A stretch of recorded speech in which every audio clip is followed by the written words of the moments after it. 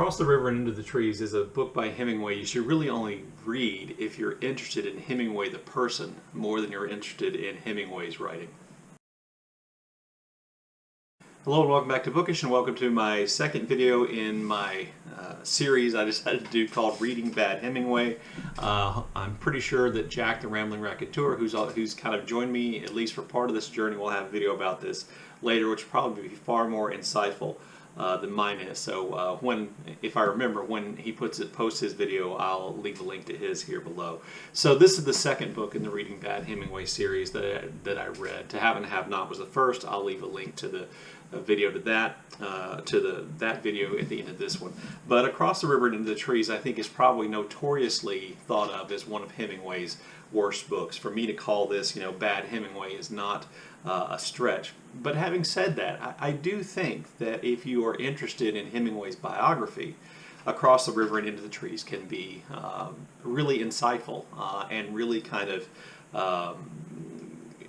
scratch that itch to know more about Hemingway and what he was thinking, and in particular if you're interested in the decline and deterioration of Ernest Hemingway. I think the novel is interesting. So what the novel really is it's essentially a character study of an old man. Now, he's 50, I'm 57. He doesn't seem that old to me, but he had been a general in the United States Army during World War II, fought in Europe, who's now been demoted to a colonel with the war over. He had fought in Italy as a young man during World War I, as Hemingway himself had done in a sense. And so he has all these stories of war. He has all this experience of violence, and it has left him scarred mentally and physically, and probably feeling old beyond his years. You could read into if you know about Hemingway's biography, by the time this book's written or published in 1950, I think Hemingway felt that way a lot about himself. And it primarily is a character study of this old man and his kind of thinking about himself and thinking about the things he's done and thinking about the things that he loves. And at the same time, it is kind of a middle-aged man's fantasy about a young woman, in this case a young woman named Renata, who is the daughter of a wealthy, important family in Venice, who falls in love with him. She's only 19 years old, and so the story kind of eventually centers around this romance between the old man, who's a general whose last name is Cantwell, a good example, I think, of Hemingway's ability to create names which carry meaning, and their kind of romance and relationship with one another, such as it is.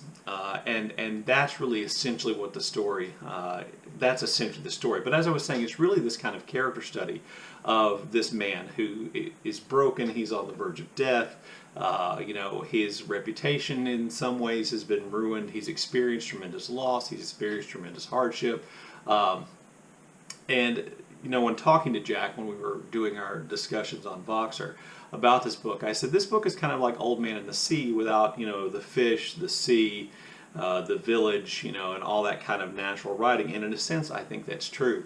I think there's a connection between the old man and the old man and the sea and Colonel Cantwell. Only in this case, he's not trying to land a fish. He's trying to land a young woman and make himself worthy of being loved by him, which she does.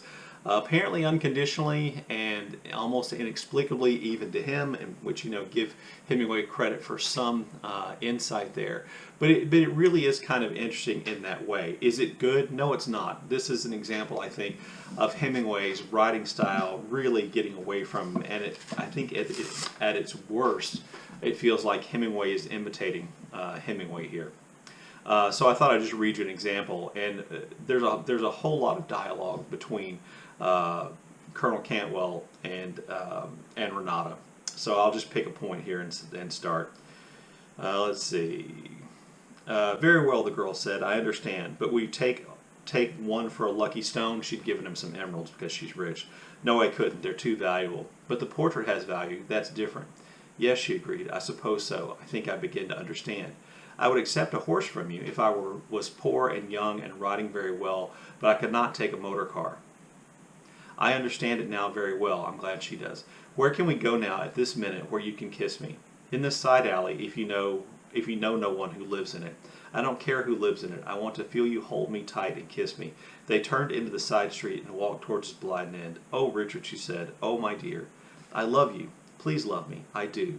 The wind had blown her hair up and round his neck, and he kissed her once more, with it beating silkily against both his cheeks. Then she broke away, suddenly and hard, and looked at him and said, I suppose we'd better go to Harry's, which is a bar. So, you know, that's definitely written in Hemingway style, but it's just not good. It has lots of elements. You know, I think these kind of dialogue which isn't real, but it's intended to convey, I think, emotions which aren't stated. The whole thing with the hair is there, but it just somehow lacks that the spark that makes the best Hemingway the best Hemingway. And that becomes really tedious throughout this book. And to say nothing happens in this book is essentially an understatement. The best parts of the book, I thought, come near the end after he's separated from Renata. In addition to the writing and this kind of ridiculously seeming love affair, which even, you know, like I said, Hemingway seems to acknowledge is ridiculous, yet he indulges in anyway. There's all kinds of, you know, writing about World War II in which Hemingway makes statements about World War II generals and battles and strategy, which, to be honest with you, he had no way of knowing or truly understanding.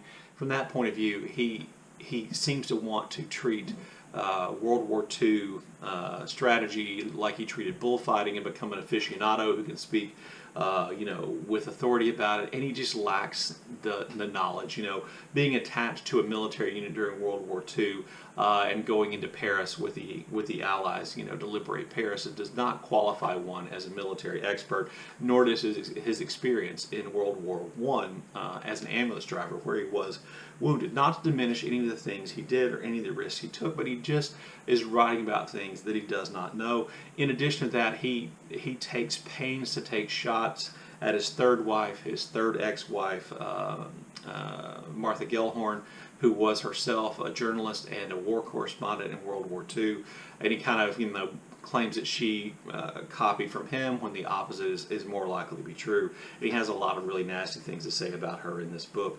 So there's all kinds of, you know, elements, I think, of Hemingway here. There's Hemingway's kind of realization that he's not at peak form, that he has been battered and bruised, and yet we see Hemingway taking shots at other authors. We see Hemingway taking shots at his ex-wife, so we see the resentful Hemingway on full display. You know, we see Hemingway viewing love like he might view landing a big fish. Here's my comparison to the Old Man in the Sea. There's just a lot here that is bad. The best part of the book, I think, comes near the end when the Colonel goes on a duck hunt. He's essentially come to Venice to go on this duck hunt. And there's an interaction between he and the Italian boatman who's taking him out to the blind where he's going to shoot the ducks, and there's some tension there.